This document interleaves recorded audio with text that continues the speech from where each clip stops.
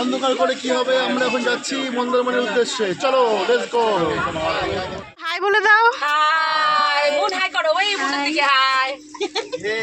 আমরা যাচ্ছি। এই যে হাই ছোট দর্শক আমাদের। সবাই যখন রেডি তো চলো শুরু করা যাক। Welcome to my channel Tasty Tales. Last ভিডিওটা যদি তোমরা দেখে থাকো তাহলে তোমরা সহজেই গেস করতে পারছো যে আজকের ভিডিওটা কী নিয়ে হতে চলেছে। তো আমরা সবাই যাচ্ছি মন্দারমণি ট্যুরে। রাত তখন বাজে 12টা। সবাই আমরা এক জায়গায় একজোট হয়ে বেরিয়ে পড়লাম গাড়ির উদ্দেশ্যে, যেই গাড়ি করে আমরা যাব সোজা মন্দারমণি। আর এই হচ্ছে আমাদের ময়ূরপঙ্খী গাড়ি, চলে এসেছে। আর আমরা ছিলাম টোটাল 7 জনের মতো, আর সিটার ছিল বাপরে বাপ 14টা সিটের গাড়ি। তো শুয়ে বসে অনায়াসে যেতে পারবে তুমি, এত বড় গাড়ি, পুরো এসি। সবাই আমাদেরকে ছাড়তে এসেছিল। তো ট্রিপের শুভেচ্ছা নিয়ে আমরা এবার ধীরে ধীরে বেরিয়ে পড়লাম। গাড়িটা কিন্তু সত্যি অনেকটা বড় ছিল, কোনো অসুবিধাই হয়নি আমাদের। আর আমি তো খুব এক্সাইটেড, এত রাতে ফাঁকা ফাঁকা রাস্তায় বেরিয়ে পড়া গাড়ি নিয়ে, ওফ ফাটাফাটি। গাড়ি তখন স্টার্ট দিয়েছে, ধীরে ধীরে আমরা এগিয়ে চললাম।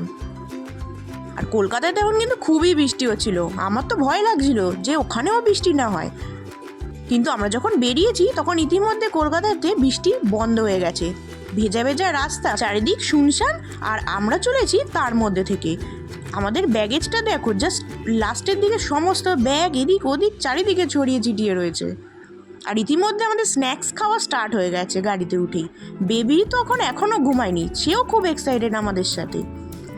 চারিদিকে খালি লরি লরি যাচ্ছে, কোনো গাড়ির দেখা নেই। রাত তখন 1টা বাজতে যায়। মেন রোড হাইওয়ে ধরে ধরে চলেই যাচ্ছি আমরা, শেষ আর হয় না। মনে হচ্ছিল এই পথ যদি না শেষ হয়। ধীরে ধীরে হাওড়া ব্রিজে উঠলাম। এবার কলকাতা ছাড়ার পালা। রাতের কলকাতা শহরকে দেখতে চাও, প্লাস গঙ্গা, ওফ দেখো জাস্ট এখান থেকে কতটা সুন্দর লাগছে।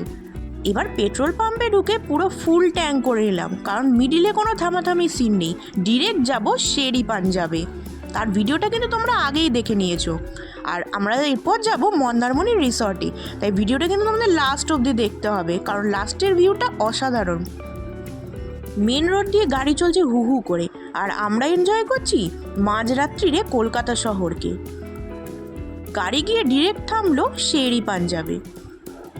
আর এখানে মরশুম তো আলাদাই, এখানে তো ভিড়ভাড়টা রয়েইছে। তো দেখেই মনে হচ্ছে না যে মিডনাইট। তো আমরা নেমে জাস্ট চারিদিকটা ঘুরলাম, খুবই সুন্দর জায়গা। তারপরে ডিরেক্ট ঢুকে গেলাম ডিনারের জন্য।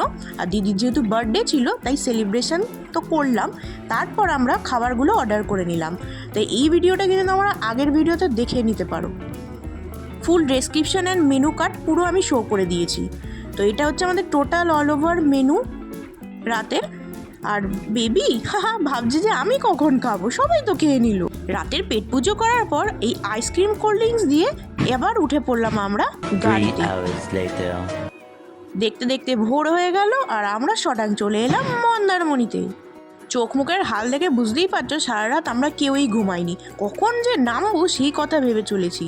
আর এখানে কিন্তু তখন বৃষ্টিটা অলরেডি কমে গেছে, আমরা খুবই লাকি ছিলাম। আর গাড়ির ভেতরের অবস্থাটা দেখো, জাস্ট এলোমেলো ক্লান্ত সবাই, কখন নামবে। কিন্তু বাইরের ওয়েদারটা কিন্তু সত্যি খুব সুন্দর ছিল, বৃষ্টি ভেজা সুন্দর ফুরফুরে হাওয়া। ওয়েদারটা দেখো, চারিদিকে রিসর্টেই রিসর্ট পরপর। আর জলাভূমিগুলো যেহেতু বৃষ্টি হয়েছে, আমরা খুবই লাকি ছিলাম যে আজকেই থেমে গেছিলো। চারিদিকে সবুজের বাহার আর এই রিসর্ট বিল্ডিং। কলকাতা থেকে কতটা দূরে চলে এসেছি আমরা, ভাবলেই অবাক লাগছে। দেখতেও বেশ ভালো লাগছিল বাইরেটা। তো ভেতরে আমরা এবার নামবো করছি, তাই সবাই জেগে উঠে বসে পড়েছে। এখানে তো অনেকগুলো রিসর্ট আছে। আমরা খুঁজতে খুঁজতে চলে এলাম আমাদের destination Golden Sea Queen Resort. এখানে আমরা আগে থেকেই বুক করে রেখেছিলাম আমাদের রুমগুলো। তো এখানে কাকা আমাদেরকে ওয়েলকাম করার জন্য দাঁড়িয়ে আছে। তো গাড়ি থেকে আমরা এখান থেকে নামলাম, বেবি ঘুমিয়েই পড়েছে স্বাভাবিক, আর আমরা খুবই ক্লান্ত ছিলাম। তো ফাইনালি গাড়ি থেকে আমরা নেমে খুবই খুশি। আর আমি তো ভেতরে হু হু করে হেঁটে চলে যাচ্ছি আর ভিডিও করে যাচ্ছি। আমি তো সমুদ্র দেখার জন্য খুবই এক্সাইটেড হয়ে পড়েছিলাম। চলো ভেতরের সিনটা তোমাদেরকে দেখানো যাক। ভেতরে ঢুকেই দেখি লম্বা রাস্তা, রাইটে সুইমিং পুল, লেফটে লাঞ্চের জায়গা, আর সামনে ছোট ছোট রুম মানে কটেজ, আর এই কটেজগুলোতেই কিন্তু আমরা থাকবো। তো সেই ভিডিওটা কিন্তু তোমাদেরকে পরের আমি সেশনে দেখাবো। ধীরে ধীরে আঙ্কেল সমস্ত লাগেজগুলো নামাতে থাকলো। আর এই যে বিল্ডিংটা দেখছো, এটা এই কটেজের সঙ্গে অ্যাটাচ, মানে রিসর্টটার সঙ্গে। পাশাপাশি অনেকগুলো রিসর্ট রয়েছে কিন্তু পুরো গায়ে গায়ে। আর হ্যাঁ, দেখতে দেখতে কিন্তু আমাদের চ্যানেলটা সাবস্ক্রাইব করতে ভুলো না কিন্তু, আর একটা লাইক বাটন দিয়ে দিও। আমার মুখের অবস্থাটা জাস্ট দেখো, 4-5 ঘন্টা জার্নি করলে তো হবেই। বাইরের ফুরফুরে হাওয়ার সঙ্গে মনের ভেতরেও হাওয়া দিচ্ছে, ভাবছি কখন গিয়ে সমুদ্রের মধ্যে ডাম করে পড়ে যাব। আর এই সুইমিং পুল আমার ফার্স্ট টাইম এক্সপিরিয়েন্স হবে, তো সেটাও কিন্তু পরের সেশন ভিডিওতে তোমরা দেখতে পাবে। এবার ধীরে ধীরে আমরা এগিয়ে চললাম কটেজের দিকে, বা কোন কটেজটা আমাদের জন্য রেডি রেখেছে সেটাই দেখার পালা। এই কটেজগুলোতে কিন্তু 3টে করে রুম রয়েছে, আর ভাড়া কিন্তু নিচ্ছে 1200 টাকা করে পার নাইটে তোমাদের পড়বে।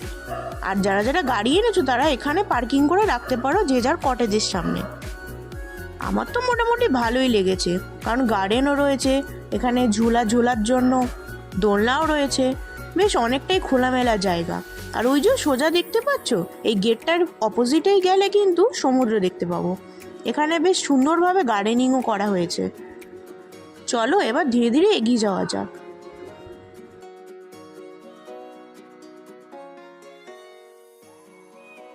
আর এই সামনের দুপাশটা দেখছো, এটা মনে হচ্ছে সাজানো নেই, কারণ ঝড়ের টাইমে এই দুটো জায়গা বিধ্বস্ত হয়ে গেছিলো, তাই নতুন করে আপাতত ওরা করেনি, তবে আশা করি ফিউচারে করবে।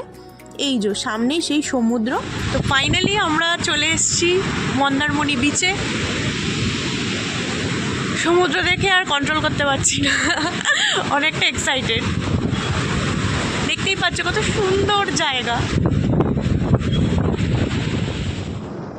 তো রিসর্টে ঢোকার আগে আমরা সমুদ্রে গিয়ে একটা ভিউ নিয়ে নিলাম, আর পায়ে সমুদ্রের জল লাগিয়ে নিলাম। কি সুন্দর পিসফুল একটা জায়গা, দীঘাপুরীর মতন কিন্তু অতটা ক্রাউডেড নয়, খুবই শান্ত।